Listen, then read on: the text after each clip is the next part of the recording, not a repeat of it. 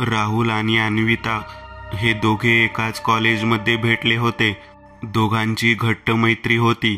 हळूहळू मैत्रीचं रूपांतर प्रेमात होऊ लागलं. दोघांचं प्रेम सुरुवातीला साधं निखळ होतं. टिफिनमधून शेवटचा घास शेअर करणं, रात्री उशिरापर्यंत फोनवर बोलणं. एक पण दिवस एकमेकांशी बोलले नाहीत असं 4 वर्षात एकदाही झालं नाही. आणि परीक्षा संपली की मंदिरात एकत्र देवाचं दर्शन घ्यायचं. 4 वर्षांचं नातं खूप खोलवर जिव्हाळ्याचं झालं होतं. कॉलेजच्या 4 वर्षांत त्यांनी एकमेकांना इतकं ओळखलं होतं की ते एकमेकांशिवाय जगण्याची कल्पनाही करू शकत नव्हते. त्या काळात ते दोघं दर रविवारी एकत्र वेळ घालवत. समुद्रकिनारी भटकंती, जुने मराठी चित्रपट, कॉलेजमधील गुपचूप भेटी. त्यांचं प्रेम हळूहळू खोलवर बहरत होतं. राहुलने एकदा सांगितलं होतं, तुझ्यासारखी मुलगी मला आयुष्यात पुन्हा नाही भेटणार. अन्विता हसून म्हणाली होती. मग निघा तयार लग्नासाठी. अन्विताचं घर समंजस नव्हतं, पण तिने राहुलची योग्य बाजू दाखवली. तिच्या आई वडिलांनी तिच्या प्रेमाला आशीर्वाद दिला होता, पण राहुलचं घर मात्र जातपातीत अडकलेलं. त्याचे वडील एक निवृत्त सरकारी अधिकारी होते आणि घरातले सारेच परंपरेचे कट्टर पुरस्कर्ते. त्यांना जात ही प्रतिष्ठेची गोष्ट वाटत असे. राहुल त्यांच्यासमोर प्रेमाचं नावही घेऊ शकत नव्हता. नंतर अन्विता व राहुलला चांगल्या कंपनीमध्ये नोकरी लागली होती. दोघंही आपल्या आपल्या कामात व्यस्त असत, पण तरीही अन्विता प्रत्येक वेळी त्यालाच प्रायोरिटी द्यायची. नकळत मित्राच्या संगतीत राहून राहुलला शारीरिक प्रेमाचं खूप कुतूहल वाटू लागलं. अन्विता त्याला कायम म्हणत, राहुल, लग्न झाल्यावर आपण सर्व करू शकतो, पण लग्नापूर्वी असं करणं योग्य नाही वाटत मला. खरं प्रेम हे मनाने, हृदयाने, आत्म्याने एक होणं असतं. पण तेव्हापासून राहुल उदास, चिडचिड करू लागला. खूप दिवस गेले. अन्विताला त्याचं उदासपण सहन व्हायचं नाही. खरं प्रेम आंधळं असतं असं म्हणतात ना, तेच खरं. अन्विता कितीही काम असो पण त्याला पूर्ण वेळ देत होती. पण एका बाजूला राहुलचं लक्ष हळूहळू पैसा, घर, शेती, गाडी ह्यात अडकायला लागलं. त्याला वाटायला लागलं पैसाच म्हणजे सर्व काही. अन्विता त्याला म्हणायची, अरे पैसा आणि नाती दोघाचा समतोल राखायचा असतो. असं नात्याच्या बाबतीत कायम अभावनिक राहणं खरंच समोरच्याला दुःख देतं. राहुल म्हणायचा, अगं तू काय भावना करते, मी सगळं करणार आहे. एकदा माझे पैसे साठू देत, मग मी सगळं करणार. आणि अगं हे मी आपल्या भविष्यासाठीच तर करत आहे. अन्विता साधी भावनिक होती. तिने त्याच्यावर विश्वास ठेवला.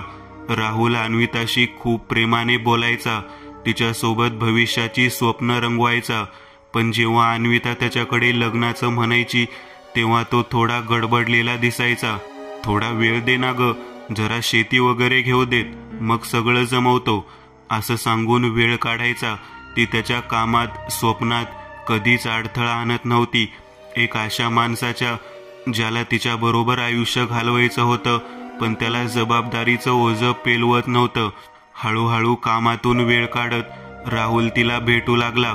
अन्विताला वाटलं खरंच राहुलला खऱ्या प्रेमाची जाणीव झालीये, पण त्याच्या मनात काही वेगळंच होतं हे तिला कुठे माहिती होतं. एक दिवस अन्विता थरथरत राहुल समोर उभी होती. हातात सोनोग्राफी रिपोर्ट होता. राहुल, मी प्रेग्नेंट आहे. राहुलचा चेहरा पांढरा फटक झाला. काय? हो राहुल, 3 महिन्यांचं झालंय. आपण लग्न करूया. माझे घरचे तयार आहेत. फक्त तुझं हो हवं आहे. राहुल काहीच बोलला नाही. तो फक्त उठला आणि रूमच्या बाहेर गेला. त्यानंतर त्याने तिला फोन वगैरे स्वतःहून केला, पण तुटक वागणं, बोलणं असंच दिवस चालले होते. राहुल म्हणायचा, अगं बघू बाळ झाल्यावर, मी घेईन काळजी. पण प्रत्यक्षामध्ये 6 महिने होत आले तरीही त्याने अन्विताची, बाळाची कधीही स्वतःहून विचारपूस केली नव्हती. प्रत्येक स्त्रीला गरोदरपणात जे प्रेम, विश्वास, माया, बाळाला व आईला वडिलांचं प्रेम हवं असतं, साथ हवी असती, त्याने ती दिली नाही.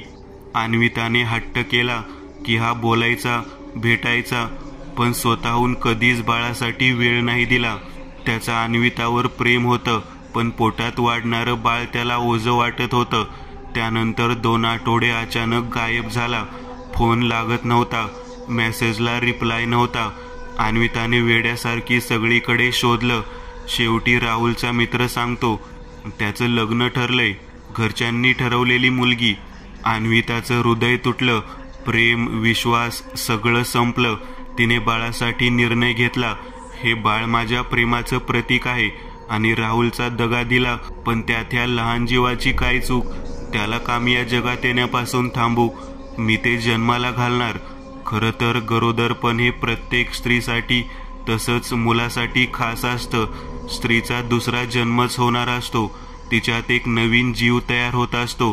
खूप खास, आनंदाचे तसेच नाजूक क्षण स्त्रीच्या आयुष्यात असतात. पण गर्भधारणादरम्यान अन्विताने प्रचंड हाल सहन केले. मानसिक धक्का, समाजाचा दबाव आणि राहुलचा दगाफटका. तिचं शरीर आणि मन अशक्त होत गेलं. नात्यांमधून आलेला ताण तिला आतून पोखरत होता. तिने बाळंतपणासाठी सरकारी रुग्णालयात दाखल होण्याचा निर्णय घेतला. डॉक्टरांनी आधीच तिला सांगितलं होतं, तिची तब्येत खूप नाजूक आहे, प्रसूती धोक्याची ठरू शकते. ऑपरेशननंतर एक गोंडस मुलगी जन्माला आली. ती खूपच सुंदर होती. मोठे डोळे, छान गाल आणि शांत चेहरा. डॉक्टरांनी तिचं नाव अन्वी ठेवलं. पण अन्विता डोळे उघडू शकली नाही. तिचं शरीर थंड होत चाललं होतं. शेवटचा श्वास घेताना तिच्या ओठांवर केवळ एकच शब्द होता, अन्वी. त्या रात्री हॉस्पिटलमध्ये विचित्र घटना घडल्या. दिवे आपोआप बंद झाले. नर्सने सांगितलं, तिला कोणीतरी थंड हाताने स्पर्श केल्याचं जाणवलं. एका कोपऱ्यात एक अंधुक स्त्री सावली उभी होती. केस विखुरलेले, शरीर रक्ताने माखलेलं आणि ओठांवर एक उदास हास्य. ती सावली हळूहळू अन्वीच्या पाळण्याजवळ आली आणि झोका हळूहळू हालायला लागला. खरं तर हे विश्वास ठेवण्याजोगं नाही, पण आई ही आई असते. तिचा जीव तिच्या लेकरात अडकलेला असणारच. त्याच मायेने ती अन्वीसाठी तिचा आत्मा तिथंच अडकून होता. अन्विताचा मृत्यू बघून तिच्या आईबाबांनी धक्क्याने तिथेच त्याचा श्वास सोडला. एका चुकीमुळे आज 3 जणांचे प्राण गेले होते. राहुलचं लग्न झालं होतं. तो त्याच्या बायकोसोबत खुश होता. तो अन्विताला विसरून गेला होता. पण त्याचं जीवन शांत नव्हतं. त्याच्या आयुष्यात आदांतरी छाया फिरत होत्या. बायको सतत आजारी पडू लागली. एके रात्री त्याच्या खिडकीवर कोणीतरी टकटक केली. असा आवाज ऐकून तो जागा झाला. त्याने खिडकीकडे पाहिलं, पण तिथे कोणीच नव्हतं. चला आता, उठलोच आहे तर वॉशरूमला जाऊन येऊ म्हणून वॉशरूममध्ये गेला. हात धुत असताना त्याचं लक्ष आरशात गेले आणि तो दचकून मागे झाला. तिथे अन्विता होती. त्याच्याकडे बघून हसत होती. राहुलने भीतीने नजर फिरवली आणि परत घाबरत आरशात पाहिलं तर तिथे कोणीच नव्हतं. तो पटकन बाहेर आला व बेडवर जाऊन डोक्यावर घेऊन झोपी गेला. हे काय होतं, भास की सत्य? त्याला त्याचे व अन्विताचे दिवस आठवू लागले. दुसऱ्या दिवशी सकाळी तो ऑफिसला गेला. संध्याकाळी घरी आल्यावर जेवून सर्व झोपले. बायको आजारी असल्याने ती सतत झोपायची. अचानक रात्री माझघरातून भांडी पडल्याचा आवाज आला. तसा तो दचकून जागा झाला. बेडवरून उठून घाबरत घाबरत माझघरापर्यंत आला व लाईट चालू केली. आजूबाजूला पाहिलं. अरे, इथं तर कोणतंच भांडं पडलं नाहीये. मला भास झाला बहुतेक, असं म्हणून तो निघणार तेच त्याचं लक्ष हॉलच्या गॅलरीत गेलं. हे काय, गॅलरीचं दार उघडंच ठेवलं. कोणी चोर आला म्हणजे? म्हणून त्याने गॅलरीचा दरवाजा बंद केला व खोलीत जाऊ लागला. तेच कर आवाज करत गॅलरीचा दरवाजा उघडला. त्याने झपकन गॅलरीकडे पाहिलं तर गॅलरीचा दरवाजा उघडलेला. असं कसं? मी तर आताच लावून आलो ना. त्याच्या मनात भीतीने पाल चुकचुकली. तो घाबरत परत हळुवार पावलं टाकत गॅलरीकडे जाऊ लागला. गॅलरीतील लाकडी झोका जोरजोराने वेगाने हलत होता. जणू काही कोणीतरी हलवत आहे. राहुल विचार करत होता, एवढं वारा नाही, हा झोपाळा आपोआप कसा हलतोय? त्याला काहीच उमजत नव्हतं. तो मागे फिरणार तेच आवाज कानी पडला. निंबोनीच्या झाडामागे चंद्र झोपला ग बाई. आज माझ्या पाडसाला झोप का ग येत नाही? आजूबाजूला कोणीच नाही आणि हा आवाज. राहुलला दरदरून घाम फुटला. तो तसंच पळत खोलीत जाऊ लागला. तो पळतोय पळतोय पण खोलीपर्यंत काही पोहोचत नव्हता. क्षणात आवाज घुमला, घोगरा पण रागीट. मी आलीये राहुल, मी आलीये. राहुलचे प्राण जायचे बाकी होते. बोबडी वळली होती. कोण? तेच त्याच्या समोर अन्विता. भेसूर चेहरा, मोकळे केस, लाल डोळ्यात पण अश्रू. त्याच्याकडे रागाने बघत होते. तू दगा दिलास, आपली मुलगी. ते बघून त्याची बोलती बंद झालती. तो तिथेच खाली बसला. मला क्षमा कर, मला क्षमा कर. तो तिथेच बेशुद्ध पडला होता. दुसऱ्या दिवशी तो ऑफिसला गेला नाही. त्या दिवसापासून राहुलचं जीवन नरकापेक्षा कमी नव्हतं. त्याला रात्री अपरात्री आवाज यायचे. ती रात्री ओरडायची, मी इथं आहे, मी तुला घेऊन जाणार आहे.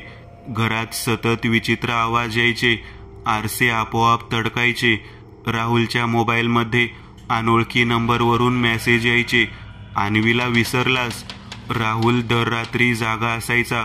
त्याला भास व्हायचे. एका रात्री त्याने स्वप्नात पाहिलं, एक स्त्री, तिच्या हातात पाळण्यातली बाळ. ती ओरडतीये, ही माझी आहे, ही माझी अन्वी आहे. म्हणजे अन्विता परत आलीये. मी तिला सोडलं, ती मला सोडणार नाही. त्या दिवशी दुपारी राहुल घरात एकटाच होता. टीव्ही बघत बसला होता. त्याच्या मनात भीतीने वादळ उठलं होतं. तेच त्याला घरात बाबा बाबा अशी हाक ऐकू आली. त्याने पटकन घरभर पाहिले पण कोणीच नव्हतं. अचानक परत बाळाचं रडणं हसणं ऐकू यायला लागलं. राहुल थरथर कापू लागला. त्याला काही उमजेना. काय करू आता? तो डोळे मिटून बसला. पण छे, तेच टीव्हीतून अचानक मोठा आवाज झाला. त्यात अन्विता दिसत होती. आक्रोश करत होती, तुला मी सोडणार नाही, तुला जबाबदारी घ्यावीच लागेल. तिचं ते विचित्र भयंकर रूप पाहून राहुलला अटॅक यायचा बाकी होता. टीव्ही फटकन फुटला. राहुल त्राण आणत पळत दरवाजापाशी गेला व बाहेर पडण्याचा प्रयत्न करू लागला. पण अशक्य. दरवाजा काही उघडेना. तेच त्याच्या खांद्यावर थंडगार स्पर्श झाला. त्याच्या हृदयाचे ठोके वाढले. त्याने थरथरत मागे पाहिलं. अन्विता होती. तू मला माफ कर, मी असं बोलत होता पण काही उपयोग नव्हता. अन्विता त्याला नजरेनेच खालीवर उचलत होती. मी साथ सोडली, माफ कर. अन्विता रागाने बोलली, तू खोटं बोललास. खोटं प्रेम, खोटी स्वप्न. आज तुला तुझी जबाबदारी पूर्ण करायची आहे, नाहीतर तुलाही माझ्यासोबत यावंच लागेल. राहुल हातापाया पडू लागला. तेच अचानक त्याची बायको आली आणि म्हणाली, हे तुम्ही एकटेच काय करत आहात? राहुलला घाम फुटला होता. काही नाही ग. तो त्याच्या बायकोला कोणत्या तोंडाने सत्य सांगणार होता? राहुल खूप आतून भेदरला होता. अन्विता त्याच्याच अवतीभोवती आहे. त्याला त्याच्या चुका उमजत होत्या पण वेळ निघून गेलती. तो स्वतःच्या जीवाच्या भीतीने बाहेर पडला. राहुलने एका अघोरी साधूस भेट घेतली. त्याने सांगितलं, ती आत्मा तुझ्यावर रागावलेली आहे. ती केवळ तुझ्यावर नाही, तुझ्या वंशावरही राग धरून आहे. तिला शांत करायचं असेल तर तुला स्वतःची मुलगी शोधावी लागेल. ही तुझ्याच पाप व खोटेपणाची शिक्षा आहे. राहुलच्या पायाखालची जमीनच सरकली. तो रडला, ओरडला पण उत्तर नव्हतं. आता तिला कुठे शोधू, काय करू, त्याला काहीच उमजत नव्हतं. राहुलने सगळ्या अनाथ आश्रमात चौकशी केली. अन्विताची सावली त्याच्या मागे सतत होतीच. त्याला त्रास, भय देत होती. त्याला त्याच्या चुकीची अद्दल घडवत होती. शेवटी एका छोट्या शहरातल्या आश्रमात त्याला ती मुलगी सापडली. डोळ्यात अन्विताची झलक होती. निळ्या फ्रॉकमध्ये खेळणारी ती छोटी अन्वी त्याच्याकडे पाहून गोड हसली. एका क्षणात विजा चमकल्या, झाडं हालू लागली आणि एक सावली त्याच्या अंगावर येऊन बसली. कानात आवाज आला, सांभाळशील का? नुसतं माझं म्हणणं नाही, प्रेमही करशील? राहुलने डोळे मिटले, गालावर अश्रू. हो, माझी चूक होती, पण आता मी तुझं आणि आपल्या लेकराचं देणं फेडेन. राहुलने तिचा हात धरला आणि त्या क्षणी सगळं थांबलं. वाऱ्याचा वेग वाढला. गेटच्या बाहेर तीच सावली दिसली. हळूहळू ती जवळ आली. राहुलने घाबरत म्हटलं, तिचा सांभाळ मी करेन. मी तिला माझी मुलगी मानतो. अन्विताचा आत्मा हळूहळू विरघळला, पण पूर्ण नाही, फक्त थांबलेला. तिचे डोळे अजूनही राखाडी होते. ती म्हणाली, जर तू खरा बाप ठरलास तर मी निघेन.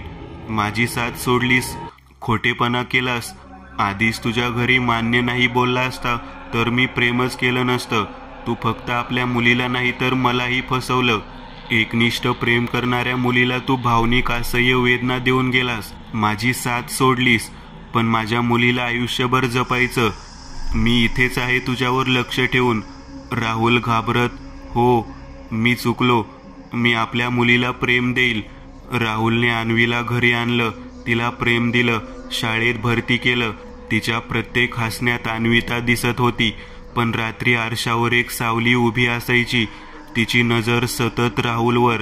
एका रात्री राहुलने ऐकलं, तू चुकलास तर मी परत येईन. जेव्हा प्रेम फसवलं जातं तेव्हा त्यातून केवळ दुःख नाही तर क्रूर आत्माही निर्माण होतात. आईचं प्रेम अमर असतं आणि आईचा आत्मा आपल्या बाळासाठी शेवटपर्यंत लढत राहतो. प्रेमाचा अपमान केल्यावर सूड हा केवळ भावनिक नसतो, तो आघोरी बनतो. प्रेम म्हणजे केवळ शरीर सुख नाही तर मन, आत्मा, हृदयाने एकरूप होणे. प्रेम म्हणजे एकमेकांसाठी उभं राहणं, वेळ आल्यावर जबाबदारी स्वीकारणं.